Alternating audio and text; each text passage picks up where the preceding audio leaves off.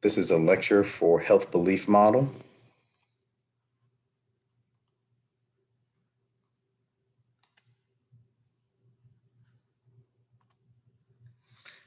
HBM is one of the older behavioral theories that we use in public health. It's been around for quite a while. We'll talk a little bit about the history. It has roots in behavioral and cognitive psychology, specifically related to the decision-making process. And we will talk about the ideas of someone making decisions and how that affects behavior and some of our other theories as well. But this one is very much focused on a handful of beliefs and the result of those beliefs that a person holds and how that affects their behavior. It's known as a value expectancy theory. You may remember hearing that in some of your psychology classes. Um, but in terms of how that functions within this particular theory, the person who is considering engaging in some behavior thinks through, and this is the cognitive side of it, thinks through the value of the outcome that will result from that behavior. And there's an expectation that engaging in that behavior will lead to that particular outcome. So there's two pieces of that in terms of value expectancy theory. And again, you may remember that from your psych classes, but that is the simplest way to describe how this model or theory operates in terms of function. So we'll talk a little bit about its history. We'll go through the constructs that make up health belief model, and we'll talk about the relationships between those and how to use the health belief model. So it was originally developed in the 50s by psychologists who worked for the US government in the US Public Health Service, and they were interested in understanding why people were not participating in portable mobile screenings for tuberculosis. So they wanted to understand why there were limited number of people or not as high as expected number of people who were participating in those screenings. They also used this model to, or developed this model to understand people's responses to their symptoms and to understand behavior in response to diagnosis. In particular, their compliance with other sick role behaviors that they had to engage in to take care of themselves when they became sick. So, as I've already said, HBM is a value expectancy theory. So, there is an expectation that certain things are going to happen if you engage in a particular behavior. And based on that expectation, one would place a certain value on that outcome, whether or not that's a good thing to them or not. And those two things together are underlying the way in which this theory actually operates or works. Stimulus response theory, you'll remember, has a lot to do with positive or negative reinforcements after someone engages in a behavior. And that idea or that concept is also embedded within HBM. So, some key things for you to know about health belief model, key constructs. People will take action to prevent, screen, or control their disease symptoms, if you will, if a number of things are in play. And these things that we're walking through here are actually the constructs that make up the theory.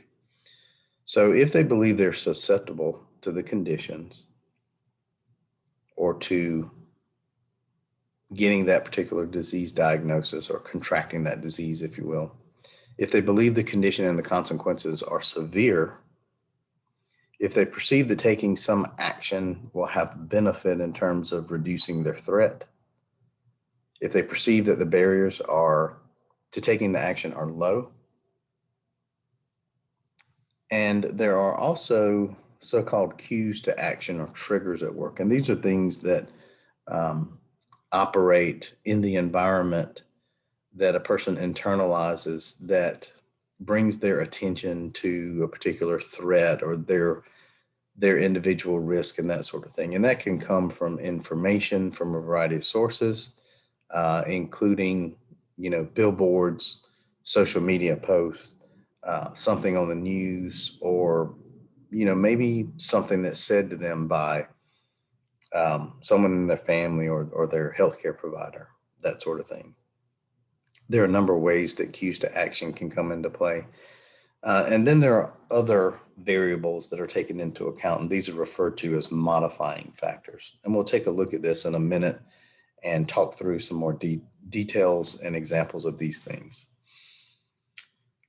Another component or construct within health belief model is self-efficacy. And self-efficacy is, you can think of it almost in terms of being similar to self-confidence type of idea or concept. But when you say that someone has self-efficacy, it means that they believe that they can perform a behavior, even in the face of limited time, limited finances, etc. But they believe that they can do it. And self-efficacy is probably the most robust construct that we have that is used or is added to multiple theories, including the ones that we talk about in this course. So it's a really good construct, in other words.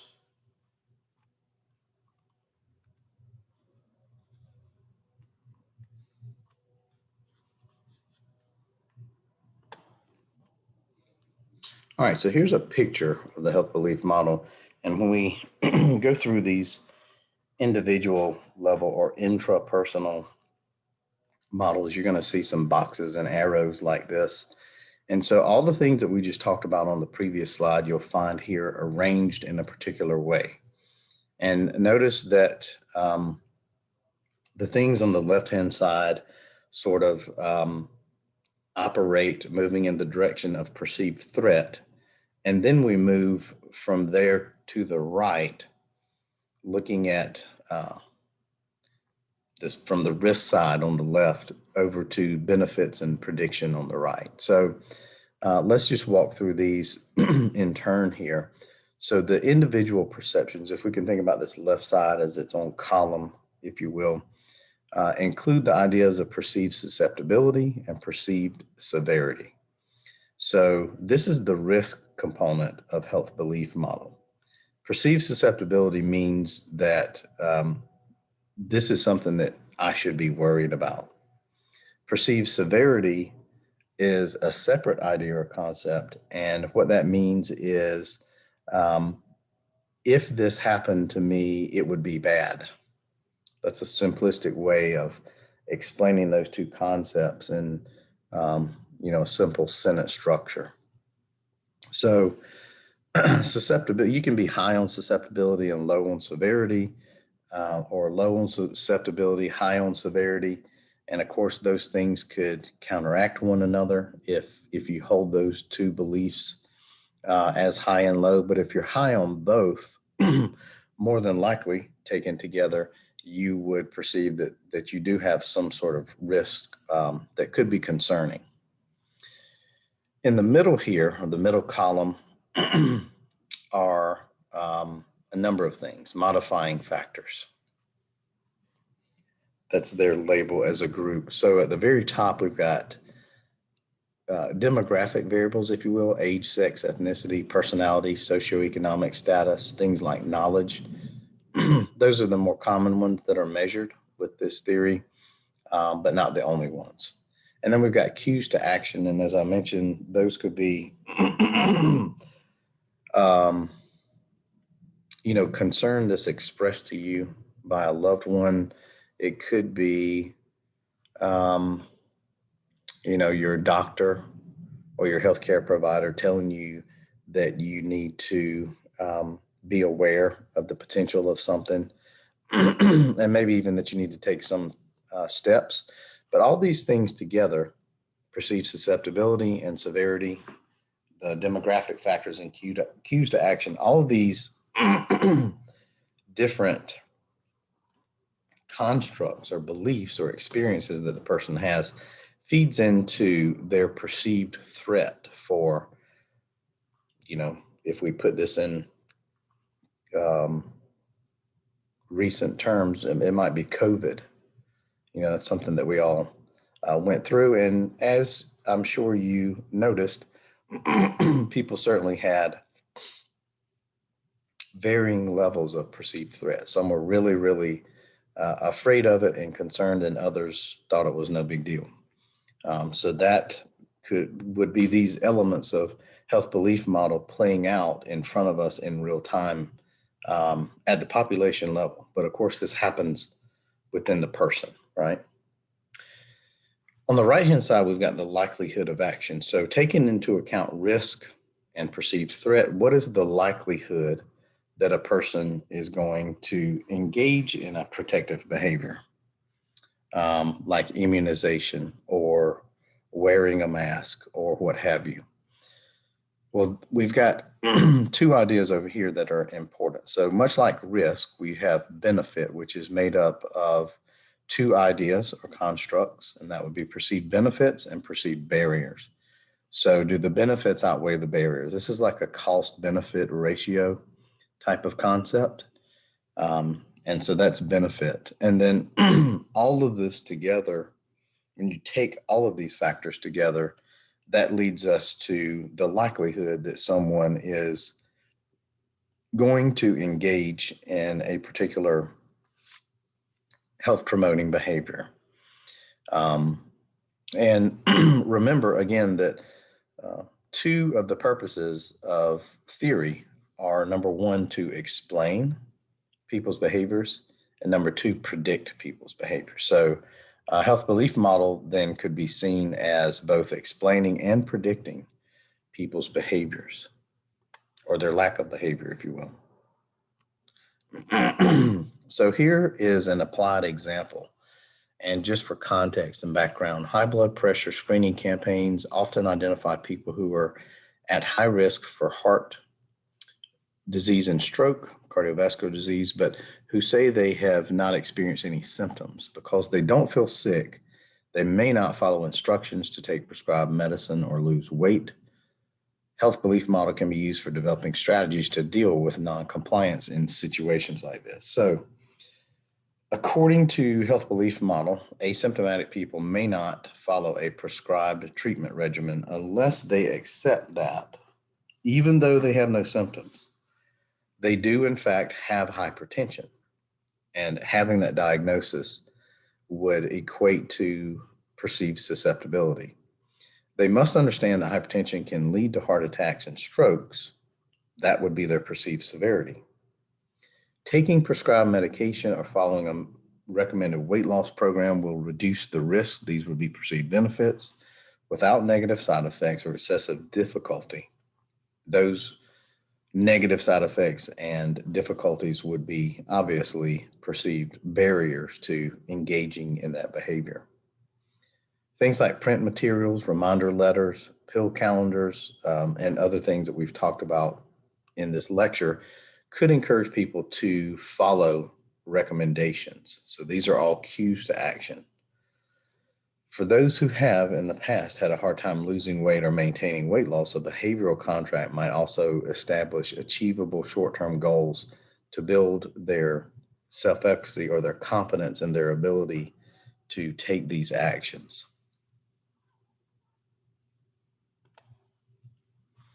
All right, so in terms of what the literature says, If you look across multiple studies, perceived barriers are the most powerful single predictor across studies that you find in the literature.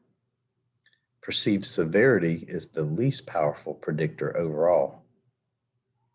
Perceived susceptibility is a stronger predictor of preventive health behaviors versus sick role behaviors, and perceived benefits are stronger predictors of sick role behaviors versus preventive health behaviors. So the difference between preventive health behaviors, those would be things that you do to avoid being sick, like wearing a mask, like getting an immunization. Sick role behaviors would be things that you do to take care of yourself once you've already received a diagnosis or once you're already ill.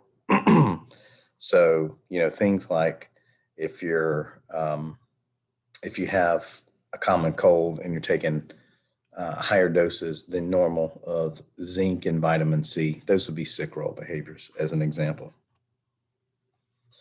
So, limitations of health belief model. Again, this comes from looking across the literature. The question of what's the relationship between perceived severity and susceptibility is important. Perceived susceptibility may depend on the level of severity that the person perceives. The relationship between constructs is not thoroughly tested. So even though we have these boxes and arrows, this is how we think that model, the elements or the constructs of this model fit together. Um, but unfortunately, even though this is one of the um, more commonly used theories in our field, a lot of that has not been examined thoroughly. So threat may not need to be high if barriers are low, which doesn't necessarily fit with the way that the theory looks on paper, if you will. And then the emotional components of behavior, things like fear, are not directly considered. This is a common um, criticism that you'll see of theories. Either they don't take into account enough things, or they try to take into account too many things. So you'll hear those arguments from both ends of the spectrum. And then lastly, cues to action have not been thoroughly studied as a major prompt to get people to engage in behavior. Because of this lack of consistency, there's no gold standard measure for constructs. So, unlike other theories, and again, this may be surprising since health belief model is one of the most thoroughly studied models in our field, with some of the other theories that we talk about, there are sort of standard measures that we use for them. But in this case, we don't have that really with health belief model. So construct definitions have to be consistent with health belief model theory when you're developing your own measures. Measures need to be specific to the behavior of interest. So you can't take a measure that was developed for infectious disease and simply apply that to chronic disease. Those items that make up that measure would need to be changed or modified or tweaked accordingly. Measures should be relevant to the target population. So, in other words, measures that we develop with children don't necessarily work well with adults, etc. The full range of factors that can influence a behavior should be addressed to the extent possible to improve content validity of these measures. So, validity is the instrument. That means that the instrument measures what it's supposed to measure, has to do with accuracy and reliability, which is another thing that we talk about in the measurement lecture. Uh, Simply means that the instrument measures things consistently. So this is a nice table that I'm sharing with you that comes from your reading for the class, comes from that PDF file.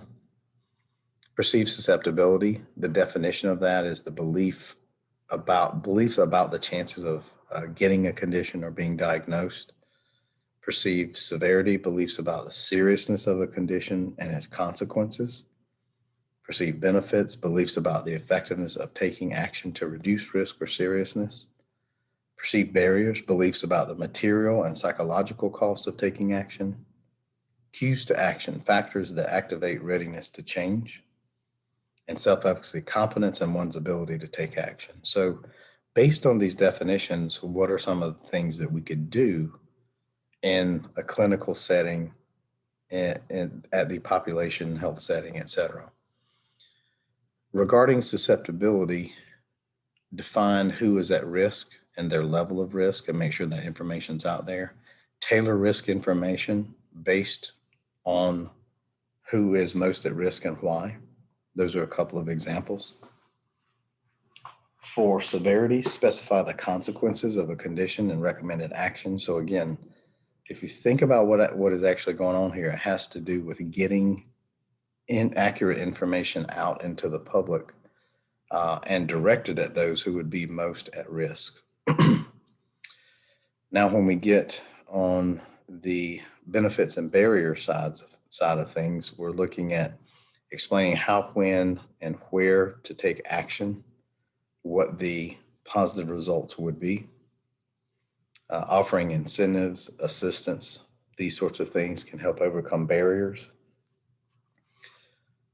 For cues to action, provide how-to information and promote awareness and use reminder system. These are common ways that cues to action are implemented in real life.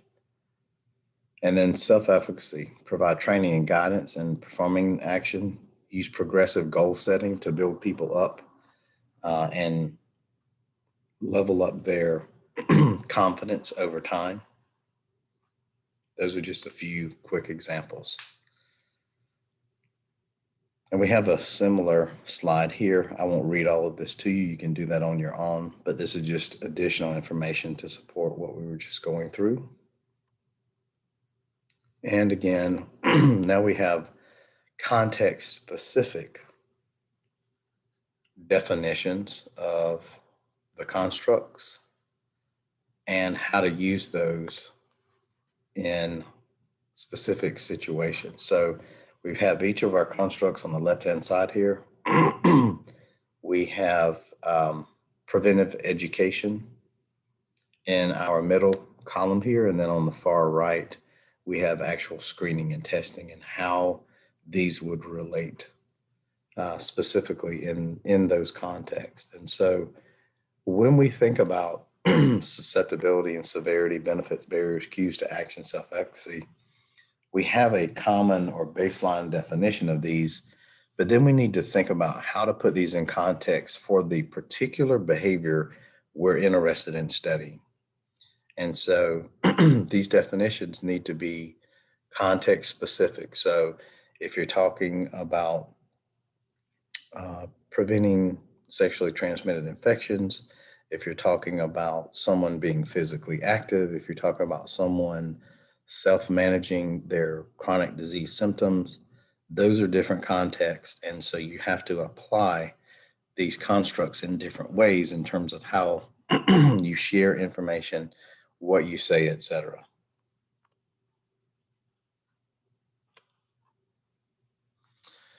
So some of the critiques of health belief model, there's too much focus on individual decisions and it doesn't account for social and environmental factors.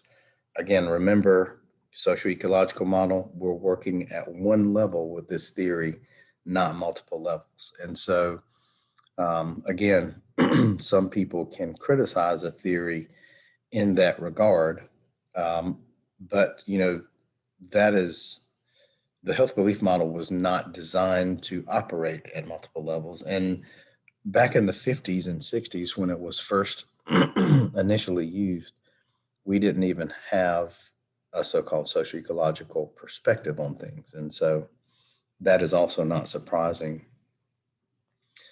But remember that we can take theories like this that are function at one level and plug them into our socio-ecological framework. So when we have a big complex intervention or program that we're trying to reach, lots of people at one time, we would have different things working at different levels of the social ecological model. And that may include theory that's plugged into the model at a relevant level to help guide what's going on at that particular level. So, health belief model then could be focused on